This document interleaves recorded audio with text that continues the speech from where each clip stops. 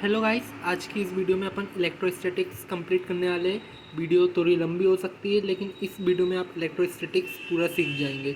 और ये मेरे शॉर्ट नोट्स है, लेकिन आपको कोई प्रॉब्लम नहीं जाएगी यदि आप लोगों ने इलेक्ट्रोस्टैटिक्स पढ़ा है। तो आई होप आप लोगों को ये शॉर्ट नोट्स बहुत अच्छे से समझ में आ जाएंगे और आप जिस भी एग्ज़ाम की प्रिपरेशन कर रहे हैं उस एग्ज़ाम के लिए ये आपको बहुत बेनिफिशियल होने वाले हैं। तो चलो स्टार्ट करते हैं इलेक्ट्रोस्टैटिक्स। इलेक्ट्रोस्टैटिक्स में सबसे पहले चार्ज की डेफिनेशन क्या है।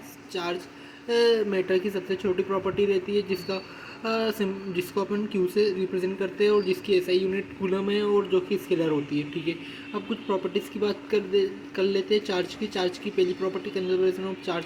Charge can not neither be created और nor be destroyed but can only be transfer from one body to another body. ये आपको पता है डेफिनेशन। उसके बाद charge on isolated system is always constant. ये सिंपली ऊपर वाली डेफिनेशन के अकॉर्डिंग ही अपन कह रहे हैं, यदि आपका सिस्टम आइसोलेटेड है तो चार्ज उसके अंदर कांस्टेंट ही रहेगा। जब आप आइसोलेटेड सिस्टम का मतलब क्या होता है, आप उसमें से कुछ भी ना निकाल रहे हो ना उसके अंदर कुछ भी डाल रहे हो, वो सिस्टम आपका बाकी पूरी दुनिया से एकदम अलग है। तो ऐसे सिस्टम में जब अपन ना कुछ भी निकाल रहे हैं ना कुछ भी डाल रहे हैं तो जैसा कि अपने पढ़ा, चार्ज का कंजर्वेशन होता है। Charge can not neither be created और not be destroyed but can only be transfer from one body to another body. तो इसके लिए आइसोलेटेड बॉडी में आपका चार्ज कांस्टेंट होने वाला है। मतलब हमेशा ही आइसोलेटेड सिस्टम में आपका चार्ज कांस्टेंट रहेगा। अब उसका सेकंड प्रॉपर्टी की बात करते हैं, अट्रैक्टिव एंड रिपल्सिव। तो इसमें क्या है, आपको पता है बचपन से पढ़ते आ रहे हैं, like charges repels and unlike charges attracts. उसके बाद तीसरी प्रॉपर्टी जो आपकी है वो है रिलेटिविस्टिक इनवेरिएंस। जैसे कि आप लोगों को पता है कि जो आपका मास है वो स्पीड के साथ वेरी करता है, लेकिन जो आपका चार्ज है वो स्पीड के साथ वेरी नहीं करता है। अब ये रिलेशन है, यदि आप लोगों ने पढ़ा हो तो आप इसको देख लीजिए, बाकी ये आप लोगों के कोई यूज़ का नहीं है। ये ठीक है। ये अब जो आपका रेस्ट में चार्ज रहता है वो इमोशन में रहता है, ये आपको प्रॉपर्टी पता होना चाहिए। Charge is quantized. जैसा कि आप लोगों को पता है चार्ज हमेशा एक पर्टिकुलर फंडामेंटल उसमें ही पाया जाता है। मतलब जैसे कि जो आपका स्मॉलेस्ट चार्ज है जो कहीं पे भी एग्जिस्ट कर सकता है वो कितना है, जितना अभी तक अपन लोगों ने पता लगाया कि जो आपका स्मॉलेस्ट चार्ज है जो इंडिपेंडेंटली एग्जिस्ट कर सकता है वो होता है एक इलेक्ट्रॉन पे जितना चार्ज होता है, जो कि 1.6 इंटू 10⁻⁻19 कूलम के बराबर होता है और इसी को आप फंडामेंटल चार्ज भी कहते हो। तो charge always exist in the multiple in the integral multiple. ये इंटीग्रल शब्द बहुत इंपॉर्टेंट है। इंटीग्रल मतलब particular integral multiple of fundamental charge. ये जो है इसके फंडामेंटल चार्ज के इंटीग्रल मल्टीपल में ही आपका जो चार्ज है किसी भी सिस्टम पे वो पाया जाएगा। अब इसके बाद अपन बात करेंगे बेस ऑफ चार्जिंग के बारे में। तो बेस ऑफ चार्जिंग में जैसे कि आपको पता है फ्रिक्शन। तो फिलहाल में अभी अपन ने कितनी चार प्रॉपर्टीज़ पढ़ ली है, एक बार आप देखेंगे। Conservation of charge, attractive repulsive nature, relativistic invariance, mass के साथ मतलब कंपैरिजन किया अपन ने, और चार्ज इज क्वांटाइज मतलब क्वांटाइजेशन ऑफ चार्ज। ठीक है, अब इसके बाद अपन पढ़ने जा रहे हैं बेस ऑफ चार्जिंग। ये चार्जिंग अपन कैसे कैसे कर सकते हैं। सबसे पहले इंसुलेटर चार्जिंग बाय फ्रिक्शन। आपको पता है जो दो बॉडी को अपन जब भी रब करते हैं तो इलेक्ट्रॉन एक बॉडी से दूसरी बॉडी में ट्रांसफ़र होते हैं, और जब रब करने की बात आ गई तो ऑब्वियसली सी बात है फ्रिक्शन का तो यूज़ होना ही है। By rubbing of two bodies electron are transferred from one body to another body always with mass. और आपको पता है जब भी इलेक्ट्रॉन ट्रांसफ़र होंगे एक बॉडी से अनदर बॉडी में तो मास के साथ में ही होंगे ट्रांसफ़र। ठीक है, ये इंपॉर्टेंट पॉइंट आप कह सकते हो कि जो आपका चार्ज ट्रांसफ़र होता है, चार्ज हमेशा मास के साथ में ट्रांसफ़र होता है। ये आपको एमसीक्यू टाइप में पूछा जा सकता है। ठीक है, charging by conduction, direct contact. Charging by conduction, यदि आपका कंडक्शन के थ्रू, जैसे कि कोई भी दो मेटल, ये एग्जांपल तो आपकी एनसीईआरटी में भी है, दो सिमेट्रिक मेटल के बॉल्स को यदि आप एक दूसरे के कांटेक्ट में लाएंगे तो जो भी नेट चार्ज है वो इक्वली डिस्ट्रीब्यूट हो जाएगा दोनों बॉल्स में। तो यही होता है charging by conduction, direct contact में लाते हैं। Charging by induction without contact, तो इसमें क्या होता है, आप बस दोनों ऑब्जेक्ट्स को एक दूसरे के पास में लाते हो और उतने में ही आपका जो चार्ज है वो ट्रांसफ़र हो जाता है। जैसे कि यदि आपने इसके लिए क्या एग्जांपल दूँ मैं आपको, तो इसके लिए आपको एग्जांपल जैसे कि आपकी बुकों में गिवन रहता है, एक रॉड और एक सिल्क का कपड़ा वगैरह गिवन रहता है। तो यही आपके एग्जांपल वगैरह आप देख सकते हो, इसके बहुत कॉमन एग्जांपल्स रहते हैं। अब अपन कूलम्स लॉ की बात करेंगे। कूलम्स लॉ का जैसे कि आपको फॉर्मूला पता है, फोर्स इज इक्वल टू के Q1 Q2 upon r square के बराबर होता है। और force x along line joining centre of two charges, जो आपका फोर्स है वो दोनों जो आपके चार्जेस रहते हैं ना, उनके सेंटर से सेंटर में जो आप लाइन बनाओगे उसके अलॉन्ग एक्ट करता है, ये आपको पता होना चाहिए। ये फोर्स डिपेंड्स अपॉन मीडिया, जो भी आपका मीडिया मतलब आप मीडियम कह सकते हो। तो बेसिकली आप चाहो तो इधर लिख भी दो मीडियम। तो जो भी आपका मीडियम है उसके ऊपर आपका फोर्स डिपेंड करेगा। जैसे कि आप लोगों को पता है कि फोर्स आपका जो फोर्स जो आपका एयर में रहता है वो जैसे कि जो आपकी के की वैल्यू है वो एयर के लिए आपको गिवन है। एयर के लिए आपकी के की वैल्यू होती है 9 × 10⁹ न्यूटन मीटर स्क्वायर पर कूलम स्क्वायर। के is a constant depends upon medium, जो आपका के कांस्टेंट है वो मीडियम के ऊपर डिपेंड करता है, इसके लिए आपका जो फोर्स है वो मीडियम के ऊपर डिपेंड कर रहा है। और जो आपका फोर्स है वो इन्वर्सली प्रोपोर्शनल रहता है आपके डिस्टेंस से, distance between both the charges when joining from centre to centre. तो उनके बीच में जो डिस्टेंस रहता है वो आपका आर है। और आपको पता है ये आपका थोड़ा बहुत ग्रेविटेशनल फोर्स जो रहता है आपका F = G m1 m2 upon r square, तो उसके साथ इसका कंपेरिजन किया जा सकता है। तो उसी बेसिक पे आप कह सकते हो कि इन्वर्स लॉ को ये फॉलो कर रहा है, आपको दिख भी रहा है। अब इसी का वेक्टर फॉर्म, वेक्टर फॉर्म में क्या होता है, वेक्टर फॉर्म में आप जैसे कि आपने सिंपली जो ऊपर लिखे थे ये फोर्स का फॉर्मूला, इधर भी फोर्स का फॉर्मूला वही है, बस इधर आप पर्टिकुलर डायरेक्शन और दे देते हो। जैसे कि R2 - R1 ये इसकी डायरेक्शन है, और इधर आपका मैग्नीट्यूड का आपने क्यूब कर दिए, उधर आपका स्क्वायर था। तो जब आपने ऊपर भी एक बार R का मल्टीप्लाई किया है तो इधर भी एक बार R का मल्टीप्लाई, और आपको पता होना चाहिए। यदि नहीं पता है तो ये फॉर्मूला याद कर लीजिए। ए कैप का फॉर्मूला होता है vector a upon magnitude of a. A cap का फॉर्मूला होता है vector a upon magnitude of a. ये आपका ए कैप क्या होता है, यूनिट वेक्टर होता है। और ये यूनिट वेक्टर का काम क्या होता है, केवल डायरेक्शन प्रोवाइड करना, ठीक है। तो इधर से यदि आप एक जैसे कि देंगे और इधर से एक मैग्नीट्यूड को इधर लिख देंगे तो ये आपका यूनिट वेक्टर बन जाएगा, जो कि आपका फोर्स को डायरेक्शन देगा, और वो आपका सिंपली पुराना वाला फॉर्मूला आपको दिख जाएगा, ठीक है। अब इसके बाद लिमिटेशंस क्या क्या है कूलम्स लॉ की। कूलम्स लॉ की कुछ लिमिटेशंस भी है, जैसे कि सबसे पहले limitations valid on for point charges only. पहली लिमिटेशन ये पॉइंट चार्जेस के लिए वैलिड है। दूसरी limitation when both charges are at rest Coulomb's law is valid. Coulomb's law valid है जब दोनों चार्जेस आपके रेस्ट पे। Coulomb's also valid when one charge in motion, जब भी वैलिड है जब आपका एक चार्ज मोशन में होए। But we both the charges are in motion Coulomb's law does not valid. यदि आपके दोनों चार्जेस मोशन में रहेंगे तो आपका कूलम्स लॉ वैलिड नहीं होएगा, ये आपको पता होना चाहिए। ये दोनों लिमिटेशंस आपको पता होना चाहिए कौन कौन से। एक तो पहला लिमिटेशन वैलिड पॉइंट चार्जेस के लिए ही है, और दूसरा लिमिटेशंस कि जो आपका चार्जेस है, यदि दोनों चार्जेस आपके स्टेशनरी में तो वैलिड है। एक चार्ज भी यदि स्टेशनरी है तो भी वैलिड है। बाकी यदि दोनों चार्जेस आपके मोशन में रहेंगे तो कूलम्स लॉ आपका वैलिड नहीं करेगा।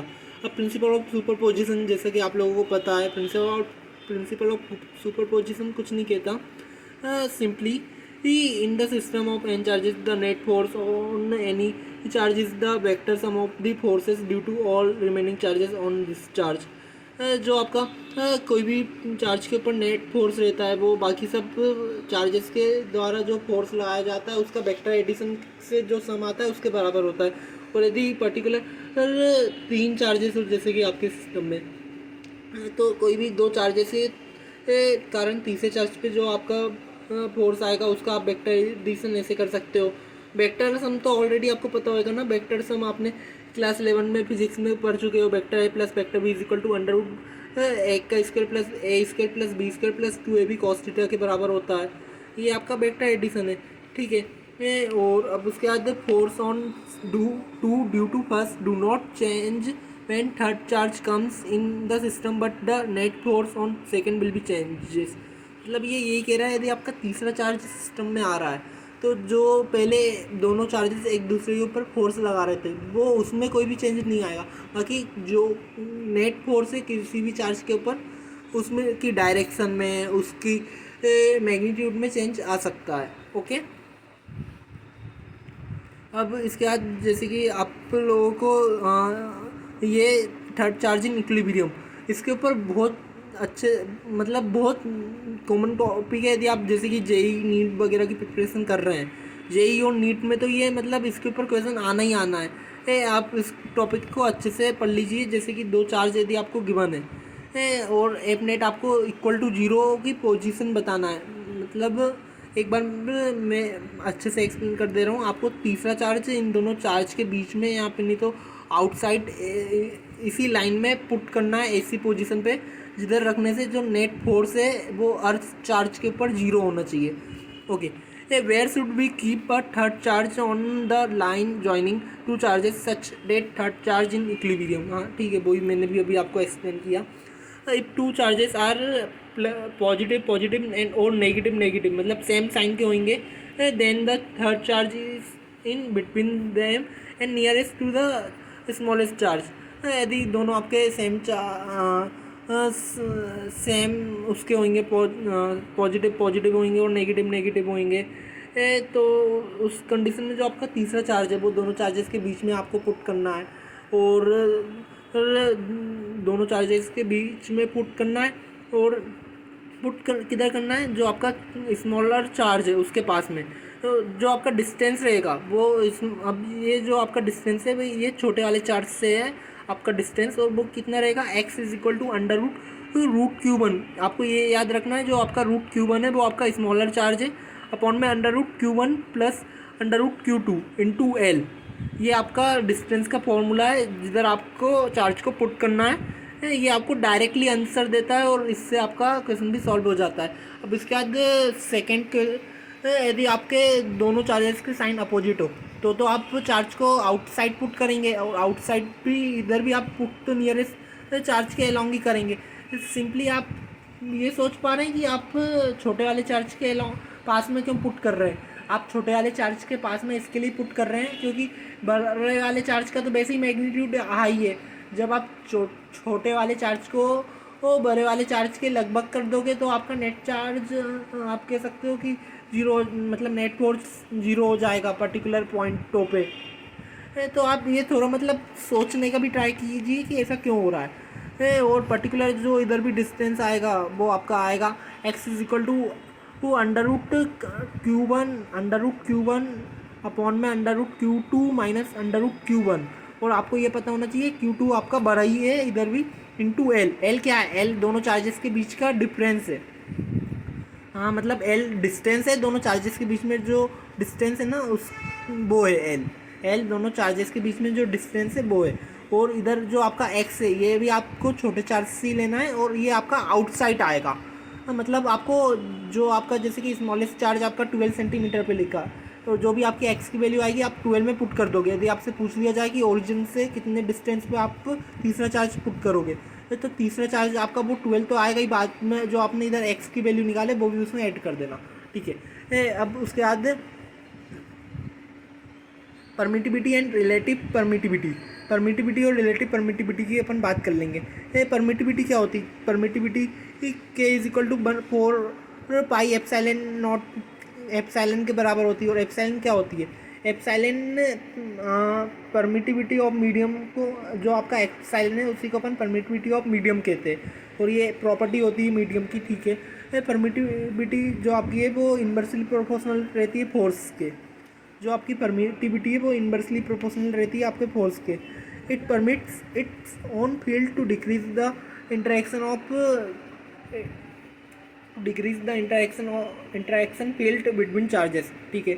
Epsilon naught minimum for vacuum air, जैसे कि आपको पता है एप्सिलॉन नॉट की जो मिनिमम वैल्यू होती है वो होती है 9×10⁻⁻12 के बराबर, ठीक है। तो जो आपका एप नॉट है वो मैक्सिमम रहता है एयर और वैक्यूम में, ठीक है। और जो आपका एप्सिलॉन नॉट की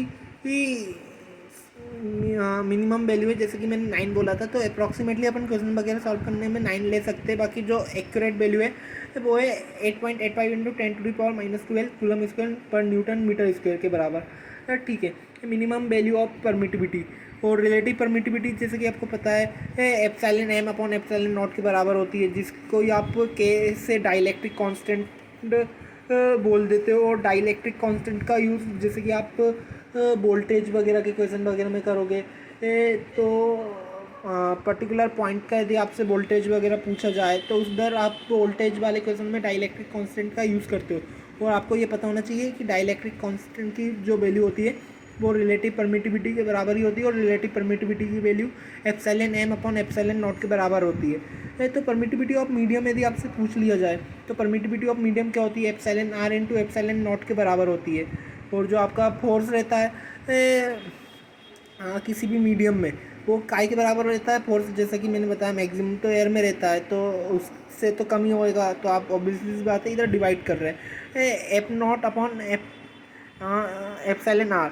अब ये आपका f naught upon epsilon r क्यों आया, इसके पीछे का जैसे कि आप इधर से लॉजिक देख सकते हैं। एफ एम आपका क्या आएगा, एफ एम आपका सिंपली जो आपका एप्सिलॉन की वैल्यू है आप उसमें एप्सिलॉन एम डालेंगे, तो एप्सिलॉन एम क्या आप epsilon r into epsilon naught ही डालेंगे। एप्सिलॉन नॉट डाल के तो आपका एफ नॉट आ जाएगा, और इंटू आप अपॉन में एप्सिलॉन आर का मल्टीप्लिकेशन कर देंगे। ठीक है, तो यही आपको वो वीडियो मतलब यही आपको तो वही वैल्यू देने वाला है। तो इधर से जो आपकी एफ नॉट की वैल्यू है जैसे कि मैंने बताया ये एफ नॉट की वैल्यू है, इधर आप पुट कर लीजिए। तो इधर आप epsilon naught into epsilon m, epsilon r आपका एप्सिलॉन एम के बराबर ही होने वाला है, एप्सिलॉन नॉट मीडियम के बराबर। ठीक है, अब इसके बाद अपन आगे बात करेंगे इलेक्ट्रिक फील्ड के बारे में। इलेक्ट्रिक फील्ड की एसआई यूनिट आपको पता है न्यूटन पर कूलम होती है, और ये कैसे आई इसके लिए आपको कुछ नहीं करना। जैसे कि जो आपकी फोर्स की वैल्यू होती है, फोर्स की वैल्यू न्यूटन होती है, और आपका जैसे कि फोर्स के में फोर्स का ये फॉर्मूला लिखा है। तो एक चार्ज को आप उधर भेज दोगे अपॉन में, तो न्यूटन के अपॉन में चार्ज की यूनिट कूलम होती है, तो वो आपका काय के बराबर हो जाएगा, वो आपका इलेक्ट्रिक फील्ड के बराबर हो जाएगा। इलेक्ट्रिक फील्ड का ये फॉर्मूला होता है। इधर से मैं ये सब कह रहा हूँ कि आपका जो एसआई यूनिट है वो न्यूटन पर कूलम के बराबर होती है। इलेक्ट्रिक फील्ड का फॉर्मूला होता है k q upon r square के बराबर।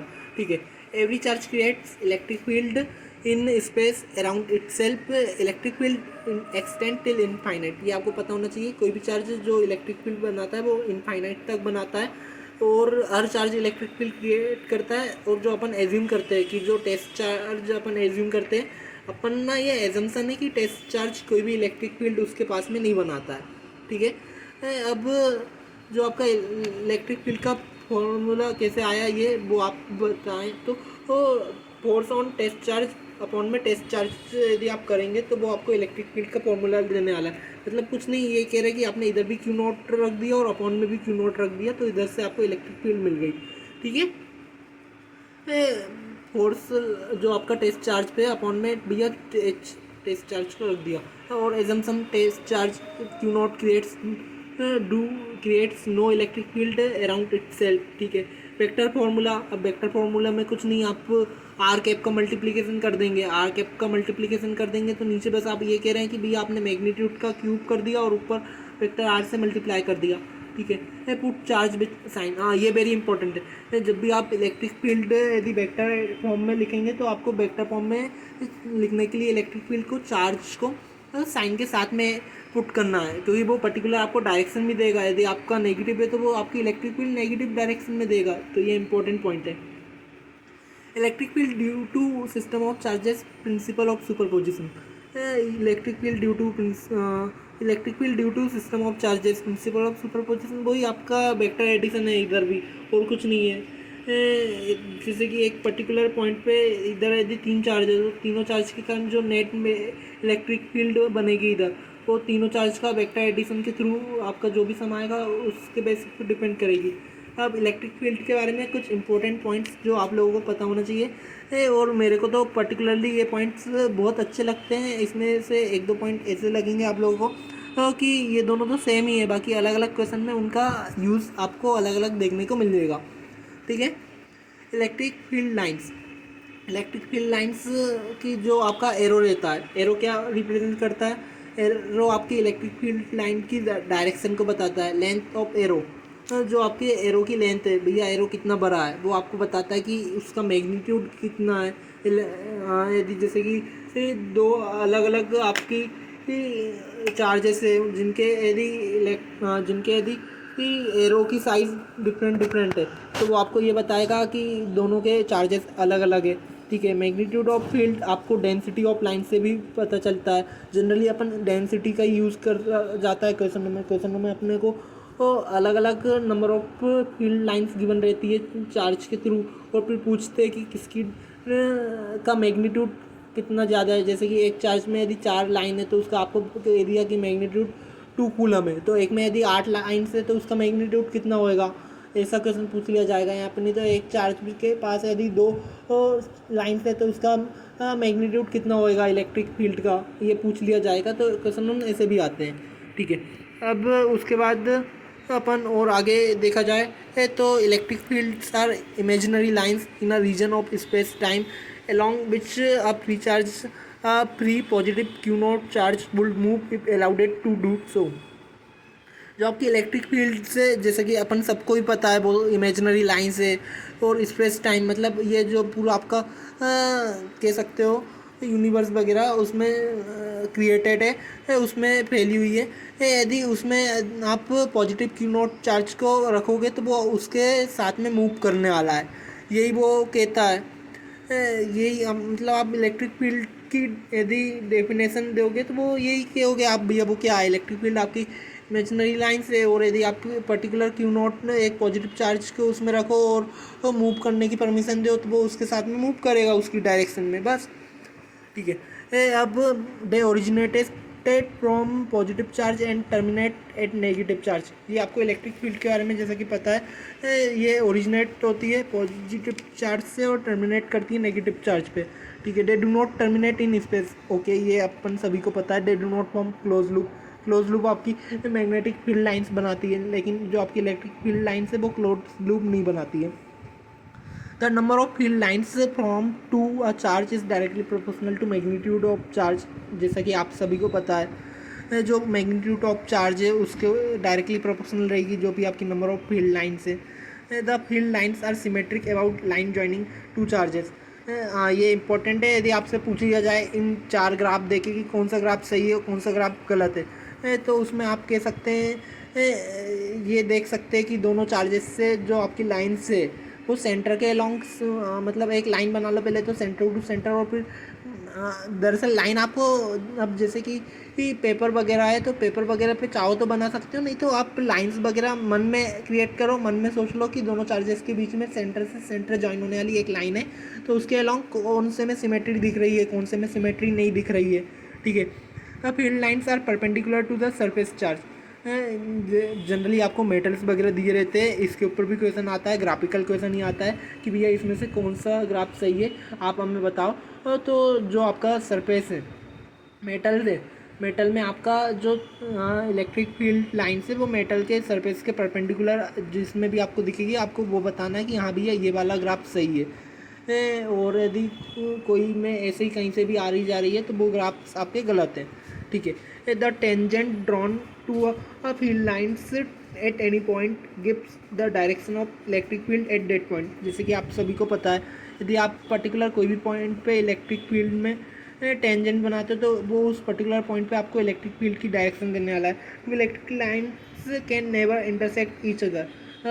अब जैसे कि इधर लिखा है 2 electric lines can never intersect each other, इसके रीजन के लिए आप ऊपर वाली लाइन को ही कॉपी कर सकते हो। भैया जब 2 टेंजेंट नहीं हो सकते एक पर्टिकुलर पोजीशन पे इलेक्ट्रिक फील्ड के, तो 2 डायरेक्शन कैसे होगी, कायदे की बात है। At one point electric field does not have 2 directions. ठीक है। 2 electric field lines can never intersect each other. जब इलेक्ट्रिक फील्ड की मतलब 2 इलेक्ट्रिक फील्ड इंटरसेक्ट कभी कर ही नहीं सकती, तो एक पर्टिकुलर पॉइंट पे 2 डायरेक्शन होना हो ही नहीं सकते। ओके, ठीक है। Field lines are repelled by positive charges and attracted by negative charges. ये आप सभी को पता है, जो आपकी फील्ड लाइन्स है वो पॉजिटिव चार्जेस से मतलब पॉजिटिव चार्जेस से रिपेल करती है और नेगेटिव चार्जेस से अट्रैक्ट करती है। जो आपकी फील्ड लाइन से आपको पता है ना, पॉजिटिव चार्जेस से फॉर्म होती है और नेगेटिव चार्जेस तक जाती है। तो कहीं पे भी यदि आपको स्पेस में नेगेटिव चार्ज दिखेगा तो आपका जो इलेक्ट्रिक फील्ड लाइन से नेगेटिव चार्जेस के पास में आने लगेगी, और यदि पॉजिटिव चार्ज दिखेगा तो जब पॉजिटिव चार्ज खुद ही इलेक्ट्रिक फील्ड क्रिएट कर रहा है तो वो उससे दूर जाने लगेगी। ठीक है। अब parallel straight equidistance field lines represented uniform electric field. ये आप सभी को पता होना चाहिए। जो parallel straight equidistance field lines है वो आपकी यूनिफॉर्म इलेक्ट्रिक फील्ड रिप्रेजेंट करती है। ठीक है। Under electrostatic conditions electric field inside a conductor is absent. ये आपको पता होना चाहिए। इलेक्ट्रोस्टैटिक कंडीशन में जब आपके चार्जेस रेस्ट पे रहते हैं तो जो आपका कंडक्टर है उसके अंदर आपकी इलेक्ट्रिक फील्ड जीरो के बराबर होती है, मतलब इलेक्ट्रिक फील्ड प्रेजेंट ही नहीं रहती है। ठीक है। E equal to zero under electrostatic conditions. अब ये नियर एंड फार रूल ऐसा है कि आपसे इसके अलोंग पूछ लिया जाएगा पॉजिटिव चार्ज या नेगेटिव चार्ज के अलोंग, यहाँ पे नहीं तो दोनों चार्ज आपको सिस्टम में गिवन है, भैया बताओ इसके अलोंग जो आपका चार्जेस का सिस्टम है वो कैसा। तो इन दोनों के सेंटर के अलोंग तो आपको वो सब रूल देखना ही है कि किधर से किधर चार्ज जाना है, किधर से किधर नहीं जाना। और फिर उसके बाद आप ये भी चेक कर सकते हैं जब यदि इन दोनों को आप जैसे कि इधर यदि 2 पॉजिटिव चार्ज होता और इधर एक नेगेटिव चार्ज होता, इस पूरे को आप एक सिस्टम बनाते दूर से देखते तो पूरे सिस्टम के अलोंग चार्ज आपको तो सिमेट्रिक दिखना चाहिए, क्योंकि चार्ज पूरे यदि आप बहुत दूर से देखोगे तो ये तो आपको पॉइंट चार्ज ही दिख रहा है। और जैसा कि अभी आपने बात कर ली है कि जो इलेक्ट्रिक फील्ड लाइन्स है वो चार्ज के अलोंग सिमेट्रिक होगी, वो मतलब सिमेट्रिकली इधर उधर बनेगी। तो इसके लिए यदि आप दूर से देखोगे और ये पूरा यदि एक चार्ज की तरह बिहेव करेगा तो उसके अलोंग आप सिमेट्रिक लाइंस का रिप्रेजेंट करोगे यदि दूर तक जाओगे तो। ठीक है। अब ये इम्पोर्टेंट पॉइंट्स जो कि आप लोगों को पता होना चाहिए, यदि आप लीनियर चार्ज डेंसिटी की बात करो तो लीनियर चार्ज डेंसिटी के लिए अपन लेमडा का यूज़ करते हैं। Lambda is equal to charge per unit length. तो इधर से जो आपका डी क्यू चार्ज है वो आप कह सकते हो और लेमडा डी एल के बराबर आ जाएगा। ठीक है। और सिग्मा आपका एरिया के लिए रिप्रेजेंट किया जाता है, रो आपका डेंसिटी के लिए। तो sigma is equal to charge per unit area. तो इधर से आप कह सकते हो d q is equal to sigma d a के बराबर आ जाएगा। ठीक है। सिंपली कुछ नहीं, आपने एरिया का उस तरफ ट्रांसपोर्ट करके मल्टीप्लिकेशन कर दिया है। ठीक है। Rho is equal to charge per unit volume, तो d q is equal to rho d b के बराबर आ जाएगा। Electric field due to charge distribution. अब जैसे कि ये लीनियर चार्ज डिस्ट्रीब्यूशन है और इसी लाइन के अलोंग यदि आपसे पूछ लिया जाए कि ई नेट बताओ भैया इस पॉइंट पी पे क्या होएगा, तो ये आप बाय द इंटीग्रेशन के थ्रू आप निकाल सकते हैं। लेकिन जो आपका डायरेक्ट रिजल्ट आता है, डायरेक्ट रिजल्ट आपका क्या आता है, डायरेक्ट रिजल्ट आपका ये आपको रटा होना चाहिए। यदि आपका अभी एग्ज़ाम वगैरह है तो अभी एंड टाइम पे आपको रटा होना चाहिए। ऑल थ्रू आपको पता होना चाहिए कि ये आया कैसे, क्योंकि ज़रूरी नहीं है कि आपको यूनिफॉर्म चार्ज डिस्ट्रीब्यूशन ही दे दी आपको। जैसे कि अपन ने यूनिफॉर्म डिस्ट्रीब्यूशन लेमडा माना है और लीनियर चार्ज डिस्ट्रीब्यूशन यूनिफॉर्म माना है। यदि यूनिफॉर्म नहीं हुआ तो डिफ़ॉल्ट हो जाएगा, आपको प्रॉपर इंटीग्रेशन के साथ में जाना पड़ेगा। तो E net is equal to के lambda in bracket 1/a minus 1/a plus L के बराबर आ जाएगा। लेमडा आपको पता है क्या है, लेमडा आपका Q/L के बराबर है। ठीक है। तो अब इधर से पर्टिकुलर यदि आप और सॉल्व करना चाहें तो इधर से आपको जो एक वैल्यू और देखने को मिलेगी वो मिलेगी KQ/A in bracket A plus L के बराबर। ठीक है। ये दोनों में से आप कोई सी भी वैल्यू याद रख सकते हैं, दोनों बात एक ही है। पहली तो E net is equal to के lambda in bracket 1/a minus 1/a plus L. ठीक है। ये आपको यदि थोड़ा बहुत भी याद हो तो आपको डायरेक्ट दिख रहा होगा कि आपने क्या किया। 1/1 आपका एल नॉट आया तो आपने फिर लिमिट्स पुट कर दिए तो 1/a minus 1/a plus L हो जाएगा। ठीक है। और अब इधर जैसे कि ये आपको डायरेक्ट ये फॉर्मूला भी याद है तो आप ये भी याद रख सकते हैं KQ/A plus a in bracket a plus l in bracket a, मतलब आप कुछ भी कह दो KQ/A in bracket A plus l कह दो। ठीक है। अब अपन दूसरे पॉइंट की बात करेंगे on perpendicular to linear charge. यदि लीनियर चार्ज के परपेंडिकुलर करें तो ये आप देख सकते हैं, जनरली अपन लोग थीटा इधर ही एज्यूम करते हैं, लेकिन बहुत से लोग थीटा इधर एज्यूम करते हैं तो उनका जो फॉर्मूला है वो डिफरेंट आएगा। यदि आपने थीटा इधर से एज्यूम किया थीटा 1 थीटा 2, तो जो आपका ई परपेंडिकुलर आने वाला है, ई परपेंडिकुलर आपका आने वाला है k lambda upon a sine theta 1 plus sine theta 2 के बराबर। और जो आपका ई पैरेलल आने वाला है, ई पैरेलल आपका आने वाला है k lambda upon a cos theta 2 minus cos theta 1। के ई परपेंडिकुलर है आपका k lambda upon a sine theta 1 plus sine theta 2 के बराबर, और ई पैरेलल है आपका k lambda upon a cos theta 2 minus cos theta 1 के बराबर। ठीक है, अब इनफाइनाइट चार्ज के लिए बात करेंगे तो ई परपेंडिकुलर तो आपका साइन थीटा 1 और साइन थीटा 2 दोनों वन मतलब इक्वल टू 2 के बराबर हो जाएंगे, तो 2 के लेमडा अपॉन ए के बराबर आने वाला है। और ई पैरेलल आपका 0 के बराबर आने वाला है, जैसे कि कॉस 90 और कॉस 90 जीरो, कॉस 90 की वैल्यू आपकी 0 होती है, तो 0 माइनस 0 ऑब्वियसली बात है 0, और 0 का जब मल्टीप्लाई करोगे इसमें तो 0 ही आने वाला है। ठीक है, तो ये ई पैरेलल की बात हो गई। अब अपन उसके बाद बात करेंगे electric field on the axis of a charged ring.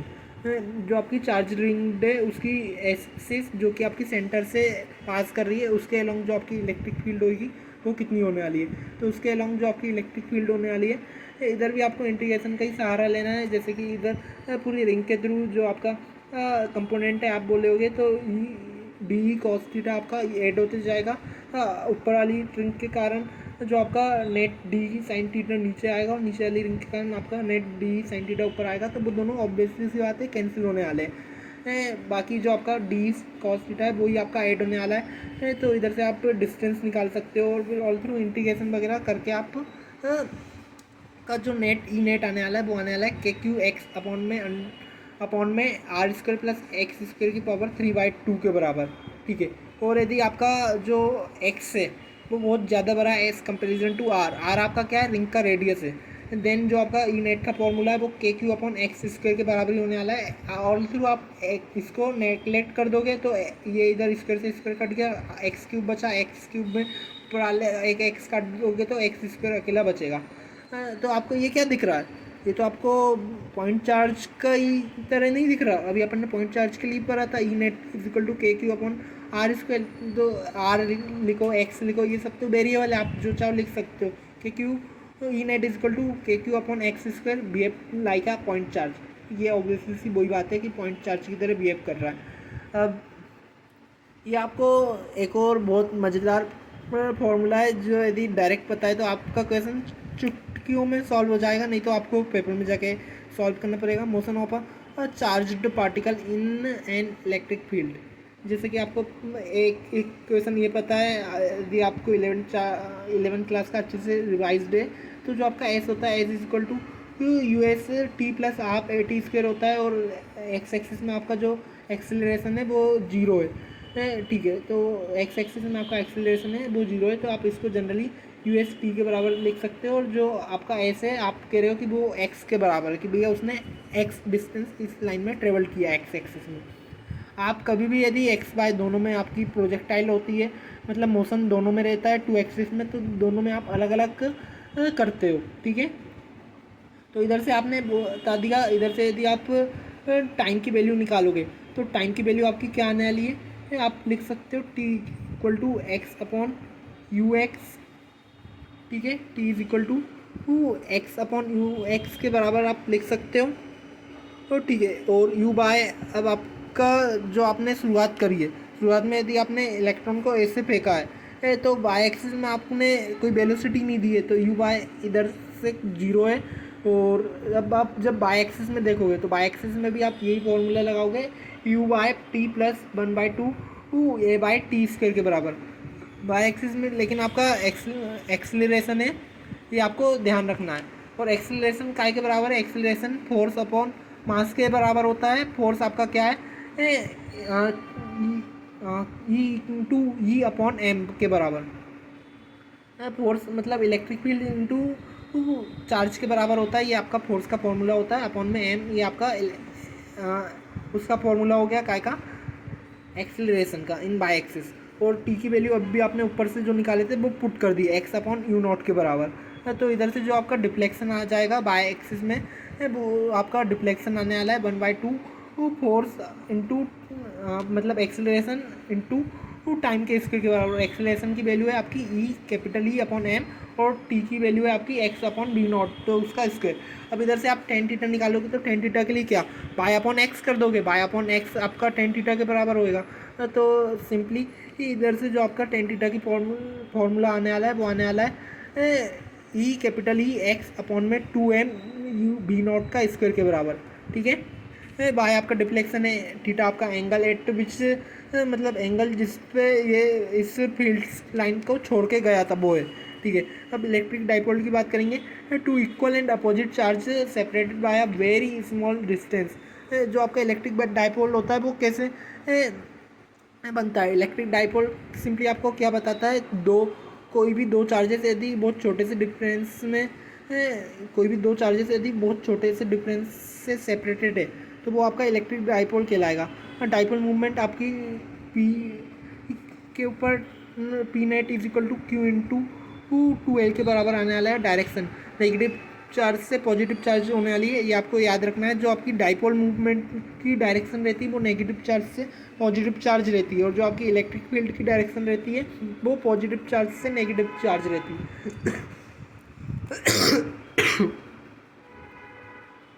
Sorry for that. आप एक और बार देखेंगे जो आपकी डाइपोल मूवमेंट की डायरेक्शन रहती है,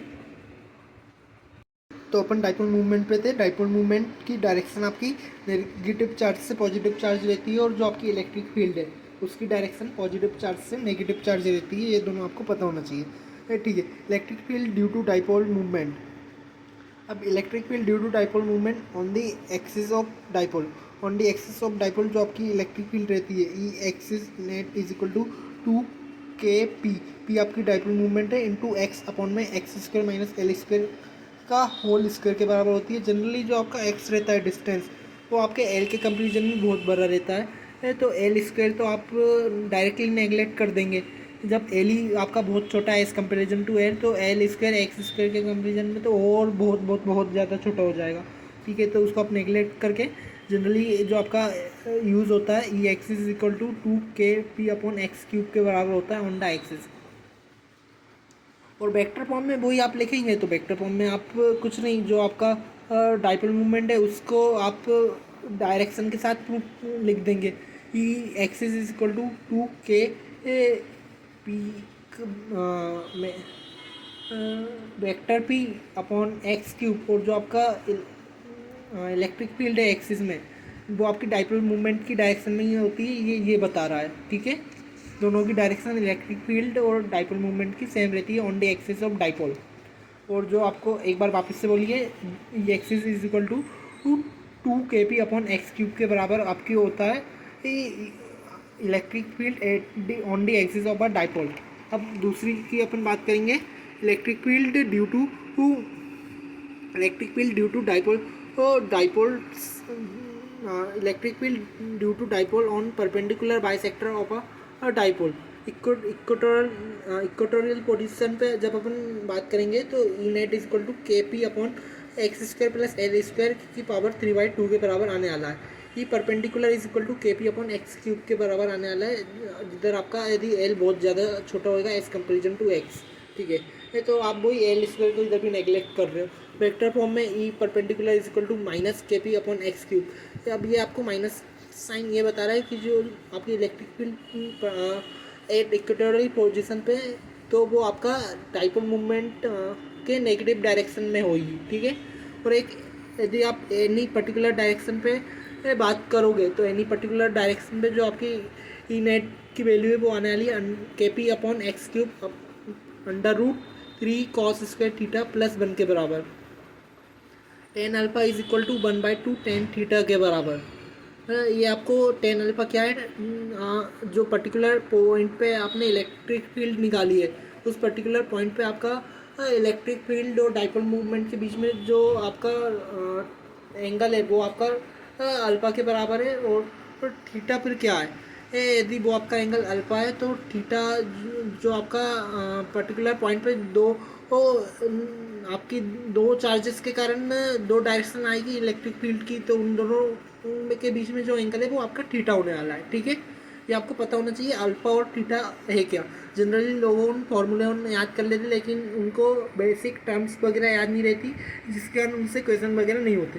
तो आपको ये पता होना चाहिए क्रॉस प्रोडक्ट आपको साइन थीटा देता है with n cap. N cap क्या है, दोनों जो भी आपको वेक्टर रहेंगे उन दोनों के परपेंडिकुलर डायरेक्शन में आपका क्रॉस प्रोडक्ट आता है, ये आपको पता होना चाहिए। डॉट प्रोडक्ट से आपको कॉस थीटा मिलता है और जो कि आपका स्केलर होता है। डॉट प्रोडक्ट से आंसर स्केलर आता है, ये आप लोगों को पता होना चाहिए, ठीक है। अब अपन टॉर्क की बात करेंगे।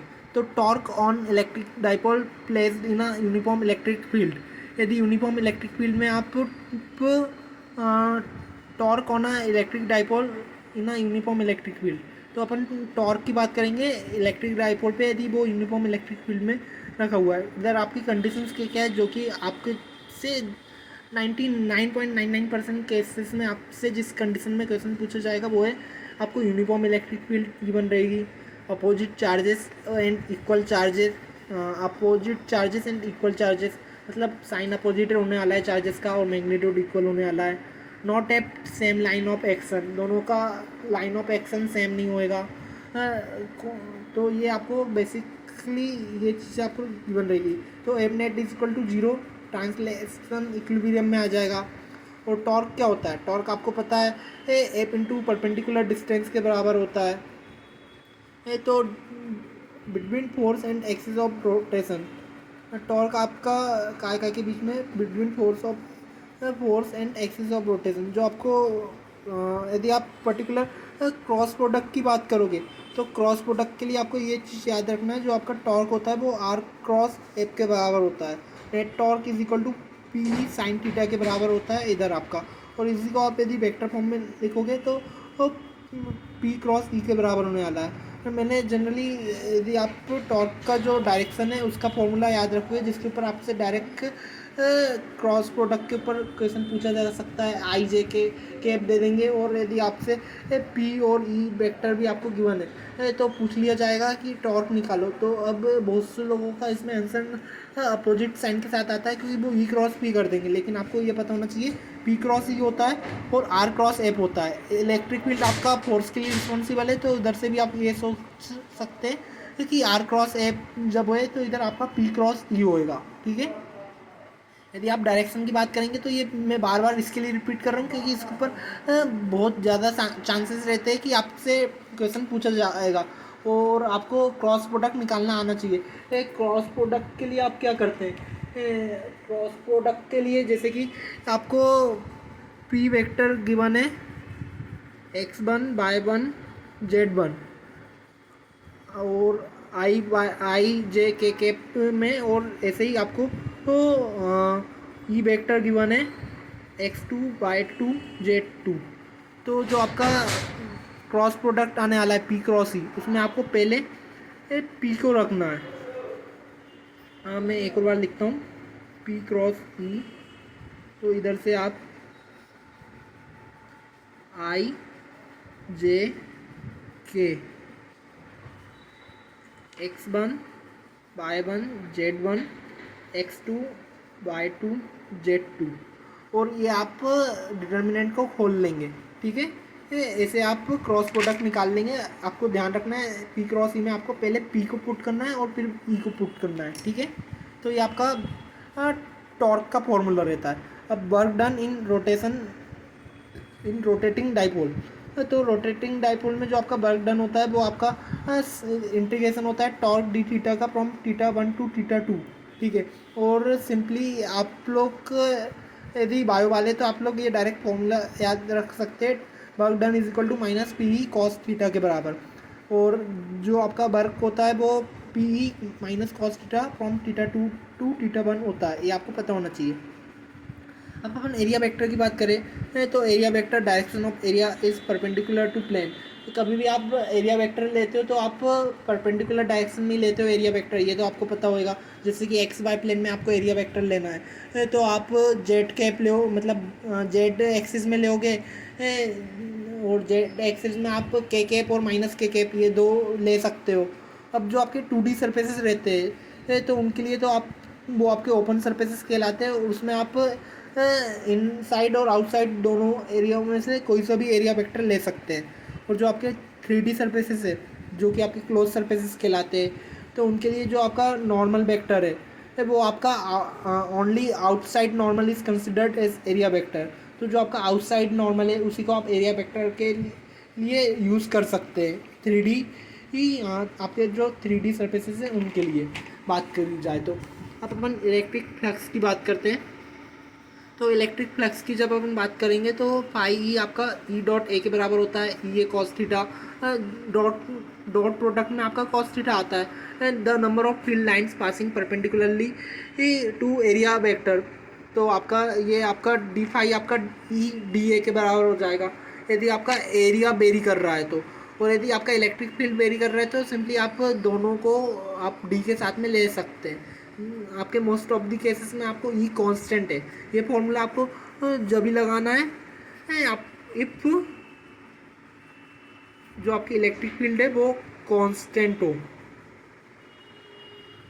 यदि आपकी इलेक्ट्रिक फील्ड वेरी करेगी तो आप ये फॉर्मूला नहीं लगा सकते, ये आपको याद रखना है, ठीक है। तो अब अपन गॉस लॉ की बात करें तो जो आपका फाई रहता है वो Q inside upon epsilon naught के बराबर रहता है। ये अपन क्लोज सरफेस में मतलब जो आपके 3D सर्फेसेस हैं उनके लिए बात कर रहे हैं, तो जो आपका फ्लक्स रहता है वो Q inside upon epsilon naught के बराबर होता है, ठीक है। Electric flux of different close surfaces, ठीक है। तो सबसे पहले अपन कोन की बात करें तो कोन के लिए ये आप इसकी ऑल थ्रू डेफिनेशन वगैरह पर भी जा सकते हैं, बाकी एंड टाइम पे आप इसका डायरेक्ट रिजल्ट याद रखेंगे तो ज़्यादा अच्छा है। जो कोन के थ्रू नेट फ्लक्स होएगा वो अपन आपका होगा Q upon 2 epsilon naught in bracket 1 minus cos theta के बराबर होने वाला है।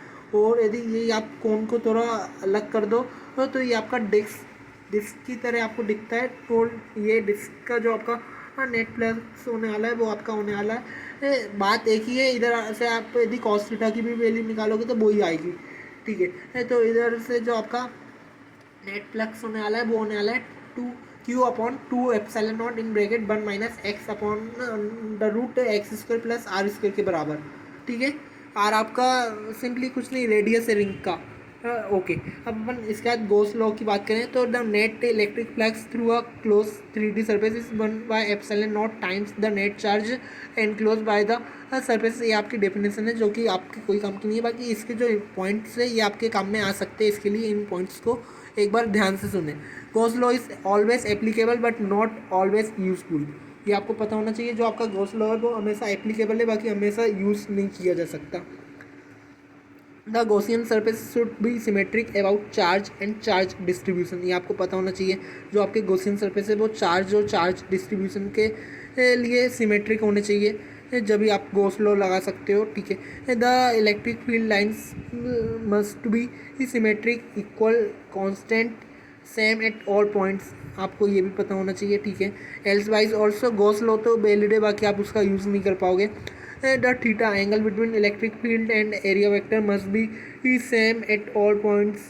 जनरली आप देखना आप गॉस लॉ का यूज़ जब करोगे जब आपको दिख रहा हो कि भैया जो आपकी इलेक्ट्रिक फील्ड है और एरिया वेक्टर है दोनों के बीच में आपका थीटा 0 डिग्री हो या नहीं तो 90 डिग्री हो।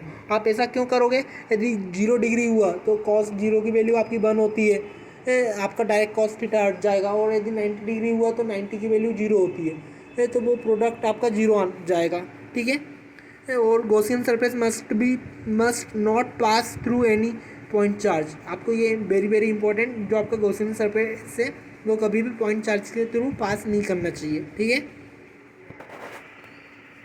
अब उसके बाद कुछ बेसिक एप्लीकेशंस गॉस थ्योरम की जो कि आप लोगों को पता होनी चाहिए।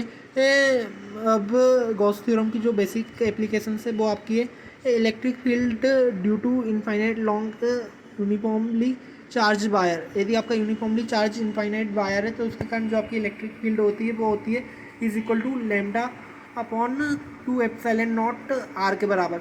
और इसको यदि आपको प्रूव करना हो तो इसको प्रूव आप कैसे करोगे, इसको प्रूव आप इस फॉर्मूले से करोगे, इन दोनों फॉर्मूले की हेल्प से। ई डॉट डी ए को आप Q inside upon epsilon naught के बराबर लिख दोगे। और क्यू की वैल्यू के लिए आप क्या लिखोगे, क्यू की वैल्यू के लिए आप लेमडा डी एल के बराबर लिख दोगे, क्योंकि आप पर्टिकुलर लॉन्ग इनफाइनाइट की बात कर रहे हो तो। और डी एल की जगह आप डायरेक्ट एल लिख दोगे कि पर यूनिट लेंथ के लिए आप निकाल रहे हो तो लेमडा इंटू एल लिख दोगे क्यू की जगह, ठीक है। तो ये दोनों फॉर्मूले का आप यूज़ करके इधर E is equal to lambda upon 2 pi epsilon naught r के बराबर लिख सकते हो for a long uniformly charge wire के लिए, ठीक है। और ऐसे ही अब आपके ये दोनों भी प्रूव हो जाएंगे यदि आपको करना हो तो electric field due to the thin infinite plane sheet of charge, thin infinite plane sheet of charge के कारण जो आपकी इलेक्ट्रिक फील्ड होती है वो होती है सिग्मा अपॉन में 2 एप्सिलॉन नॉट के बराबर। और फॉर, ठीक है। अब two equal and opposite charged parallel plates यदि आपकी है तो उस केस में जो आपकी इलेक्ट्रिक फील्ड होगी वो आपकी सिग्मा अपॉन एप्सिलॉन नॉट के बराबर होने वाली है बिटवीन दी प्लेट्स, और आउटसाइड दी प्लेट आपकी इलेक्ट्रिक फील्ड 0 के बराबर होने वाली है, ठीक है। तीसरा, electric field due to thin charged spherical shell और radius R at a distance R from its centre, ठीक है। तो आउटसाइड के लिए तो आपका कुछ नहीं, आउटसाइड के लिए आपका सिंपली यही होने वाली के क्यू अपॉन आर स्क्वायर, और क्यू की आप वैल्यू पुट करोगे तो जनरली आपका ये फॉर्मूला है। बाकी इसको आपको याद करने की कोई ज़रूरत नहीं है, ये फॉर्म आप तो आउटसाइड के लिए बस यही फॉर्मूला याद रखें के क्यू अपॉन आर स्क्वायर। इसको जब आप और इसकी वैल्यू पुट करोगे 4 पाई के 1/4 पाई एप्सिलॉन नॉट इसकी वैल्यू पुट करोगे सिग्मा सिग्मा और एरिया आपका होता है पाई आर स्क्वायर, तो आपका ये फॉर्मूला मिलने वाला है। बाकी आपका ये आउटसाइड के लिए यही फॉर्मूला आप याद रखो, ज़्यादा लोड मत पालो। और इनसाइड के लिए आपको पता है सरफेस के अंदर इलेक्ट्रिक फील्ड 0 होती है, और एट दी सरफेस आपकी जो इलेक्ट्रिक फील्ड होने वाली है वो सिग्मा अपॉन एप्सिलॉन नॉट होने वाली है। ये आपको दिखना चाहिए कि जो आपका तीन चार्ज स्फेरिकल सेल की बात कर रहे थे अपन, और यदि वहीं आपका सॉलिड होएगा तो सॉलिड बॉडी के लिए आपकी जो इलेक्ट्रिक फील्ड इनसाइड है वो प्रेजेंट हो सकती है, जैसे कि फॉर यूनिफॉर्मली डिस्ट्रीब्यूटेड स्पेयर। अब यूनिफॉर्मली यदि चार्ज डिस्ट्रीब्यूटेड है, यूनिफॉर्मली चार्ज डिस्ट्रीब्यूटेड स्पेयर के लिए जो आपकी इलेक्ट्रिक फील्ड इनसाइड आने वाली है वो आने वाली के क्यू आर अपॉन में are Q.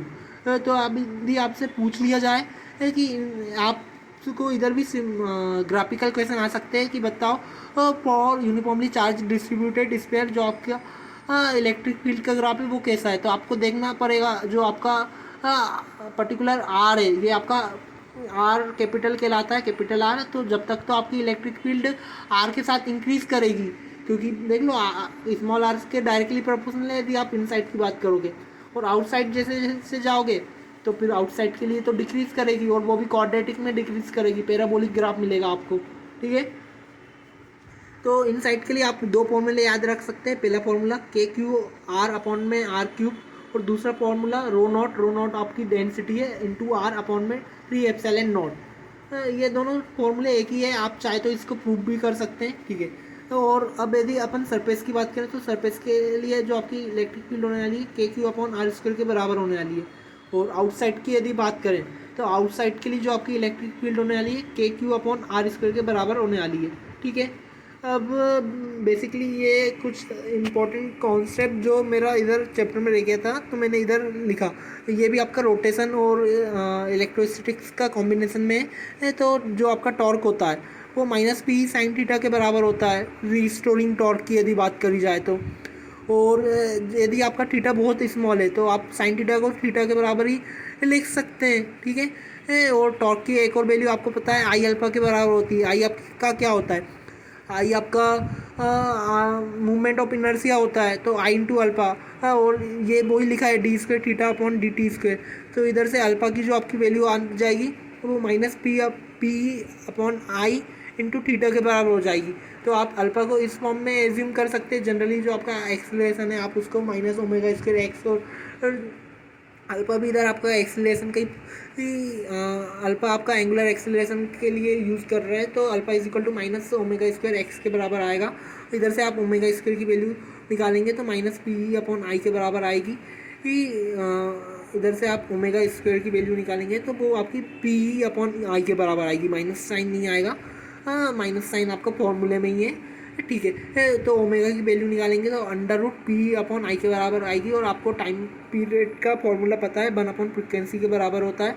1 upon frequency 2 pi upon omega आप लिख सकते हो, क्योंकि ओमेगा की वैल्यू आपको पता है 2 पाई एफ के बराबर होती है, तो 2 पाई से 2 पाई कट जाएगा 1 एफ। तो इधर से आप जो टाइम पीरियड है वो कह सकते हो 2 pi under root i upon p e के बराबर होता है, यदि आपने ये टाइम पीरियड का फॉर्मूला अभी तक नहीं देखा तो इसको देख लीजिए। ये आपके SHM में यूज़ होता है। यदि आपका चार्ज SHM में रहेगा तो रिस्टोरिंग टॉर्क आपका ये होने वाला है, और इस बेसिक पे आप बता सकते हैं जो आपका टाइम पीरियड है वो कितना होएगा। ठीक है, आई होप इसमें आपका पूरा इलेक्ट्रोस्टैटिक्स का आपका एक पोर्शन पूरा रिवाइज अच्छे से हो गया होगा। एक पोर्शन आपका पूरा अच्छे से रिवाइज हो गया होगा। आप जैसे कि वोल्टेज वगैरह है तो उसके लिए अपन एनदर वीडियो बनाएंगे, जो भी आप देख सकते हैं। उसमें भी आपको बहुत अच्छे से सब कुछ समझ में आएगा, और उसमें भी मैं पूरा आपको अच्छे से एक्सप्लेन करूँगा, तो उस वीडियो को भी देखना मत भूलिएगा। तो उसमें अपन इलेक्ट्रिक पोटेंशियल और कैपेसिटर इन दोनों की बात करेंगे। Okay, thank you.